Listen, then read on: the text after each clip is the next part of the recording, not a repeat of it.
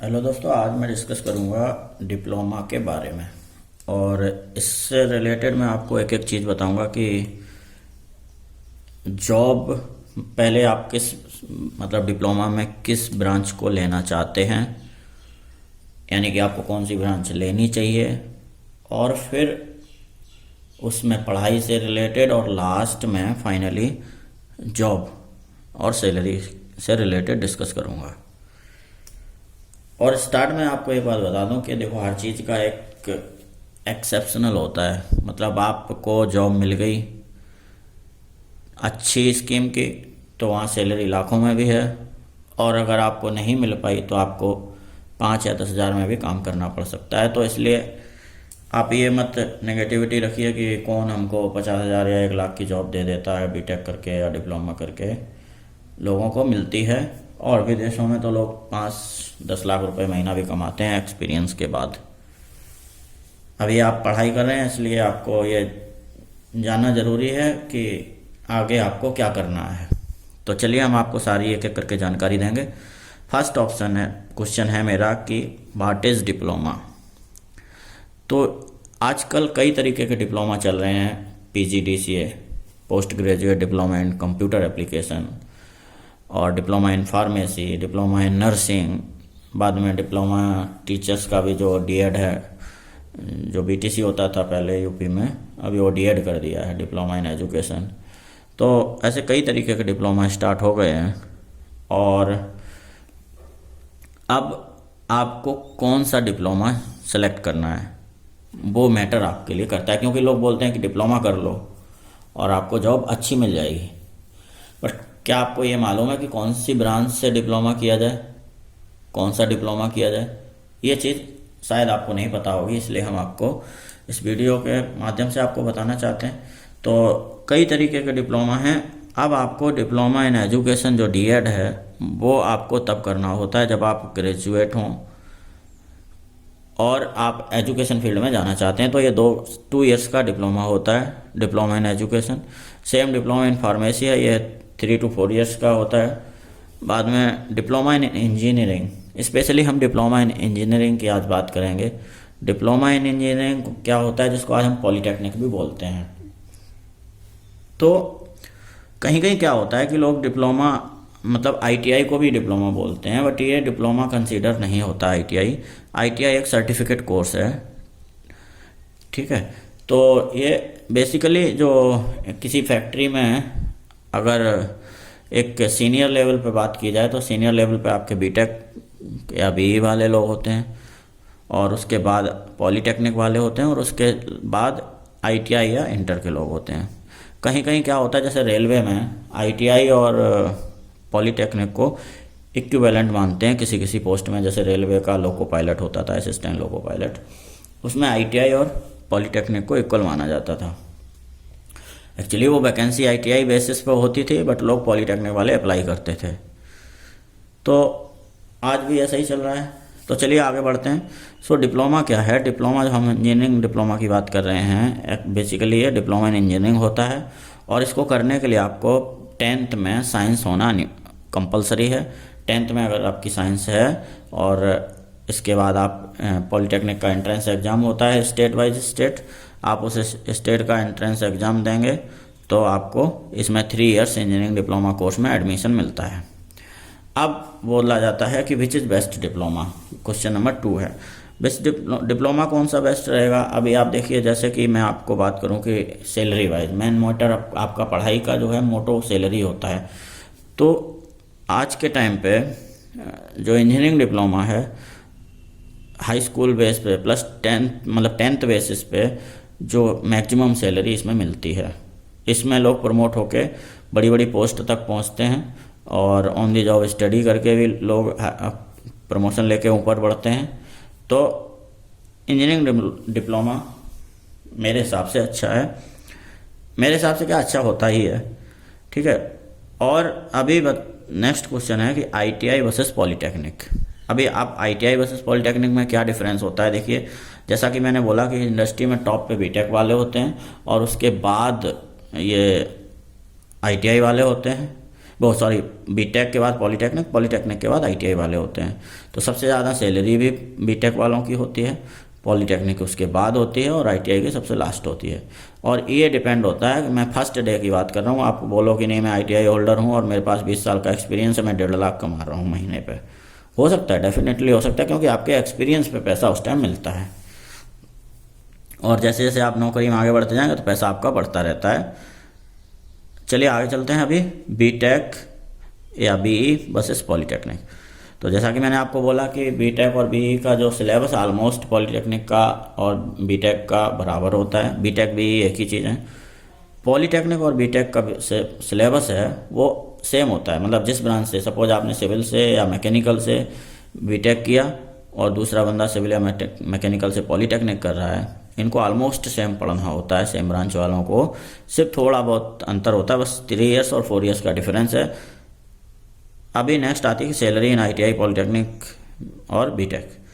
तो जैसा कि मैंने बोला कि सबसे ज़्यादा सैलरी बीटेक वालों की होती है फर्स्ट डे ऑफ ज्वाइनिंग। तीनों लोगों का एक साथ ज्वाइनिंग करा के अगर कंपेरिजन किया जाए तो फर्स्ट, वो भी बेस्ड ऑन एजुकेशन। ऐसा नहीं आप पीएचडी करके और हेल्पर के लिए अप्लाई कर रहे हैं और हेल्पर बन रहे हैं तो आप बोलो कि हमारी पीएचडी करके भी सैलरी नहीं है। तो आपने किसके लिए अप्लाई किया है उसके ऊपर होता है। तो बीटेक वाले की सबसे ज़्यादा, पॉलीटेक्निक वाले की उससे कम, आईटीआई वाले की उससे कम। अब आता है कि वे बीएससी बीए वगैरह वगैरह जो होते हैं ना, एमए बीएससी बीए और भी कई तरीक़ा के कोर्स चलते हैं नॉन टेक्निकल वर्सेस पॉलीटेक्निक। तो एक इसमें मैं एक बात आपको क्लियर कर देना चाहता हूँ कि जैसे बीएससी बीए वगैरह आप कर रहे हैं, बीएससी वालों को कहीं कहीं किसी इंडस्ट्री में पॉलीटेक्निक वालों से कम पोस्ट पे ज्वाइन कराया जाता है और कहीं कहीं इक्वल कराते हैं। फिर आगे चल के बीएससी वाले की वैल्यू पॉलीटेक्निक वाले से कम ही रहती है ऑलवेज। अब क्या होता है कि अगर आपने पॉलीटेक्निक किया है, आप अभी पहले तो ट्रैक चेंज होकर लोग बहुत अच्छी पोस्ट पे जाते थे, अभी थोड़ा कम हो गया है क्योंकि डिस्टेंस एजुकेशन बैन है इंडिया में। यहाँ पे बीएससी बीए का एक फ़ायदा होता है कि अगर आप टैलेंटेड हैं और आपने बीएससी बीए करके कहीं जॉब मिल गई और फिर आपका मूड बनता है कि हमको हायर यूपीएससी या स्टेट पीएससी का एग्ज़ाम देना है, तो यहाँ पे आपको ये बहुत बड़ा प्लस पॉइंट साबित होता है। ऐसे लोगों के लिए ये बहुत फ़ायदेमंद है। तो ये सोच समझ के सब कुछ करना है आपको। और कई बार क्या होता है कि 90% 80% लोग बीएससी बीए वाले जो हैं नहीं मिल पाती है नौकरी, 2-4 हज़ार में कुछ लोग काम करते हैं, कुछ लोगों को मिल भी जाती है। नेक्स्ट क्वेश्चन है which is best, BSc BA और पॉलीटेक्निक। वही मैंने बोला कि बेस्ट आपको अपने आप डिसाइड करना है, कभी किसी के बहकावे में नहीं आना है। आज मैं अगर आपको बोल दूं कि बीएससी अच्छा है, पॉलीटेक्निक अच्छा है, अगर आप पॉलीटेक्निक कर रहे थे आपने बीएससी करना है स्टार्ट कर दिया, ये सब नहीं करना है। क्योंकि अच्छा अपनी जगह है, जैसे आपके हाथ की 5 उंगलियां हैं और आपको बोला जाए कौन सी अच्छी है,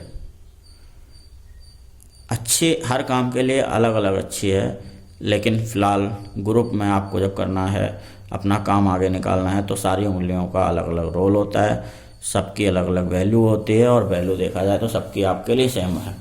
सेम यहाँ पे भी ऐसा ही है कि आप कहीं से भी कोर्स करें, कुछ भी करें, लेकिन वैल्यू इक्वल है। बट आप कितना परफॉर्म कर पाते हैं उस पर डिपेंड करता है। बीए वाला भी आईएएस बनता है और आईआईटी से बीटेक करने वाला भी आईएएस बनता है। सैलरी दोनों की सेम होती है, इसलिए कोई डिफरेंस नहीं है किधर से भी। यहाँ पे बीए करके आप आईआईटी वाला जो आईएएस सेलेक्ट होता है और आप भी सेलेक्ट होते हैं तो उसके इक्वल हो जाते हैं, तो पॉलीटेक्निक वाला पीछे छूट जाता है। अगर आप पॉलीटेक्निक करके सीधे जॉब करते हैं और बीए वाला क्लर्क की नौकरी को क्वालिफाई करके करता है, तो पॉलीटेक्निक वाले की सैलरी बीए वाले से डबल हो जाती है। और अगर आईएएस बन गया बीए वाला, तो पॉलीटेक्निक वाले से बीए वाले की सैलरी डबल हो जाती है, पॉलीटेक्निक वाले से बीए की सैलरी डबल हो जाती है। तो ये चीज़ें सब डिपेंड करता है कि आप किस एग्ज़ाम को पास कर रहे हैं और किस डिपार्टमेंट में जा रहे हैं। कहीं कहीं किसी किसी डिपार्टमेंट में पॉलीटेक्निक को बहुत वैल्यू देते हैं, किसी किसी डिपार्टमेंट में कम मिलती है वैल्यू। अब नेक्स्ट क्वेश्चन आता है कि व्हाट इज़ टेक्निकल कोर्स और non technical course. Technical course में क्या होता है, जैसा कि मैंने बोला कि जिसमें इंडस्ट्रियलिस्ट एक्सपीरियंस, टेक्निकल जानकारी होती है, जैसे कि आपका इंजीनियरिंग हुआ, पॉलीटेक्निक हुआ, ITI हुआ, ये सारे सब टेक्निकल कोर्स होते हैं। और नॉन टेक्निकल कोर्स होते हैं, जैसे आपका आर्ट एंड साइंस कोर्स होते हैं, BA, BSc, MA वगैरह, ये सब नॉन टेक्निकल कोर्स होते हैं। टेक्निकल कोर्स में स्कोप इसलिए अच्छा होता है कि इंडस्ट्रियाँ आजकल ज़्यादा हैं और वैकेंसी इंडस्ट्रियों में बहुत ज़्यादा निकलती है। लोग एक्सपीरियंस के बेस पे इधर से उधर फॉरेन तक भागते रहते हैं, तो वैकेंसी क्रिएट होती रहती है बहुत जल्दी जल्दी। नॉन टेक्निकल कोर्स में ऐसा नहीं होता है। नॉन टेक्निकल कोर्स में लोगों को रिक्वायरमेंट कम होती है और लोगों को अपॉर्चुनिटी कम मिलती है इधर से उधर जाने के लिए, इसलिए वैकेंसी कम क्रिएट होती है। बट स्टडी करने वाले लोग यही ज़्यादा हैं, नॉन टेक्निकल कोर्स वाले।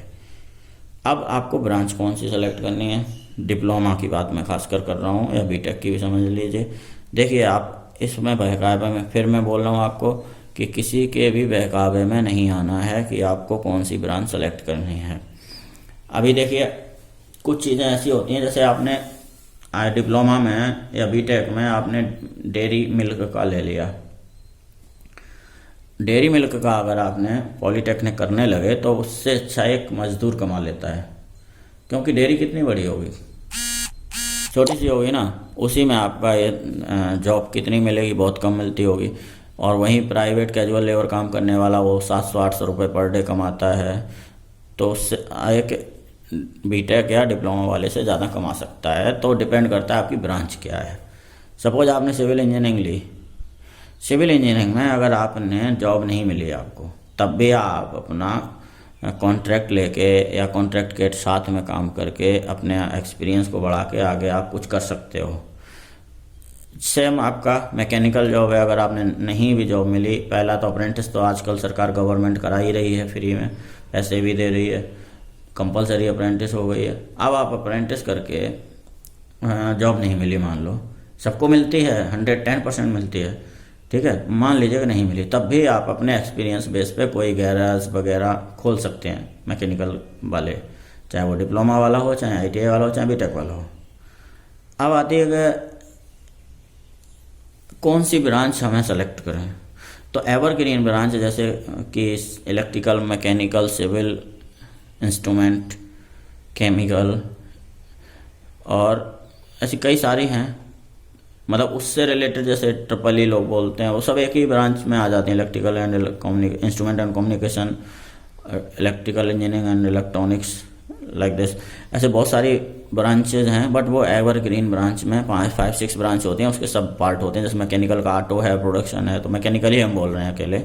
सिविल का भी ऐसे ही है, केमिकल का भी ऐसे ही है। जैसे केमिकल का फर्टिलाइज़र है, रबर प्लास्टिक है, केमिकल है। तो केमिकल का रबर प्लास्टिक है, वो सबसे गंदा है। प्योर केमिकल इंजीनियरिंग अच्छा है, फिर फर्टिलाइज़र अच्छा है, फिर पेट्रोलियम इंजीनियरिंग सबसे बेस्ट है। तो ये इस तरीके से आपको पहले ब्रांच लेने से पहले किसी लोकल एक्सपीरियंस होल्डर से 10 बार डिस्कस करना है। कोई नहीं भी मिलता है तो आपको 100-50 वीडियो यूट्यूब पे देख के डिसाइड करना है, एक के बहकावे में नहीं आना है। कोई कल आपको बोल दे कि डेयरी इंजीनियरिंग का बहुत स्कोप है, स्कोप है, बट आप क्या दुकान अपनी चौराहे पे रख के अगर खोल के बैठेंगे तो कितना इनकम आएगा? 5 से 7 हज़ार रुपये महीना, 10 हज़ार रुपये महीना, 20 हज़ार रुपये महीना, जबकि इंजीनियरिंग की सैलरी आपको लाखों में मिलने के चांस हैं। IOCL का पैकेज देखिए आप, 20 लाख 22 लाख का पैकेज देते हैं। ONGC का 20-22-24 लाख तक रहता है बीटेक वालों का, गेट क्वालिफाई करके। सब बोलें कि नहीं हम बीटेक करे बैठे, हमको भी दिलवाइए, ऐसा नहीं है। आप अगर कैपेबल हैं, गेट क्वालिफाई कीजिए, आपको भी पैकेज मिलेगा। देखिए, ठीक है। अब आ गई ब्रांच, मतलब ब्रांच आपने सेलेक्ट कर ली। ब्रांच आपको बहुत अच्छे से सेलेक्ट करना है, क्योंकि आपका जीवन का पहला स्टेप वही होता है। अब अगर आपको गलती से वो ब्रांच मिल गई है तो क्या करना है? कभी भी घबराना नहीं है। पहले आपको पता करना है कि मिल तो गई, आपको मालूम नहीं था, गलती से ले ली, बाद में अभी पता चला कि यार ब्रांच तो वो अच्छी है। तो उसके स्कोप देखिए, क्या ये ब्रांच को लेके मुझे चलना चाहिए। अब उसके अच्छे से स्टडी कीजिए। अगर आपको अच्छा लगता है कि हाँ ठीक है, एडजस्ट करके चल सकते हैं, तो चलाइए, अदरवाइज छोड़ दीजिए। बट ऐसा मत कीजिए कि बिना डिसीजन लिए, बिना 10 लोगों से डिस्कशन किए, आपको मूड में आया कि नहीं ये तो ख़राब है और छोड़ दी, लेकिन वो रियल में अच्छी रही हो। इसलिए दूसरों के सजेशन के बिना कोई गलत काम ना करें। अब आती है, स्पेशली मुझे बहुत मैसेज आ रहे थे कि गर्ल्स के लिए क्या ब्रांच अच्छा है। देखिए, पहले क्या होता था कि मैकेनिकल, केमिकल ऐसी ब्रांचों में, सिविल जैसी ब्रांचों में लड़कियों को नहीं लिया जाता था, क्योंकि मैकेनिकल में क्या होता है और केमिकल में क्या होता है कि आपको बड़ी बड़ी मशीनें चलानी होती हैं। बड़ी फैक्ट्री जो आप दूर से देखते हो, रिफाइनरी, उस पर टावर पे ऊपर तक चढ़ना होता है। बाद में फर्नेस 10 मंजिला होती है, उसको देखना होता है, उसकी रिपेयरिंग करनी होती है, टावर पे ऊपर चढ़ना होता है 200 मीटर ऊपर की हाइट पे। तो लड़कियों को पहले नहीं लेते थे, बट अभी कुछ सालों से गवर्नमेंट का थोड़ा इनिशिएट रहा है और लोगों को मोटिवेट किया है, तो अभी प्राइवेट वाले लोग बहुत ज़्यादा मतलब अमाउंट में लोगों को लेने लगे हैं, लड़कियों को, गर्ल्स को। और गवर्नमेंट ने भी अभी स्टार्ट किया है। पहले गवर्नमेंट नहीं लेती थी लेकिन दूसरों को फोर्स करती थी, अब गवर्नमेंट ने भी स्टार्ट किया है। अब ब्रांच जैसा ऐसा कोई कॉन्सेप्ट नहीं रहा है, सभी ब्रांचों में लड़कियां जा रही हैं। क्योंकि केमिकल में पहले कोई नहीं होता था, बट अभी बहुत सारी लड़कियां केमिकल ले रही हैं, पास हो रही हैं, जॉब भी मिल रही है। और लड़कियां किस में ज़्यादा जाना चाहती थी कि लड़कियों के लिए टीचिंग अकेला अच्छा होता है, अभी सब जगह लड़कियां जा रही हैं, आर्मी हो, किधर भी हो, अब सब जगह जा रही हैं। तो केमिकल, मैकेनिकल, हर जगह जा रही हैं। सॉरी दोस्तों, क्योंकि वीडियो लंबा हो गया है और हमको पता नहीं चला, बट हम आपसे एक रिक्वेस्ट ये ज़रूर करना चाहेंगे कि आपका कोई भाई हो, बहन हो, आप खुद हो, कुछ भी डिसीजन आपको अगर कोई भड़काता है, आप अपनी मर्जी से कोई डिसीजन ना लें। जब तक आप 100-50 वीडियो नहीं देख लेते हैं और कंक्लूजन पे नहीं पहुंच जाते हैं, तब तक आप किसी डिसीजन को मत लीजिए, क्योंकि आपकी जो उम्र होती है इधर उधर भागने की होती है। कुछ लोग समझ जाते हैं, कुछ लोग अपना बड़े लोगों को कहना मान लेते हैं, बट आपको डिसाइड करना है बिना किसी एक लोगों के बहकाने में, 2 लोगों के, 10 लोगों के बहकाने में नहीं आना है। आपको ऑनलाइन और ऑफलाइन, मतलब लोगों के सामने ऐसे करीब 100-50 व्यू इकट्ठे करने हैं, फिर आपको डिसीजन लेना है कि क्या सही है।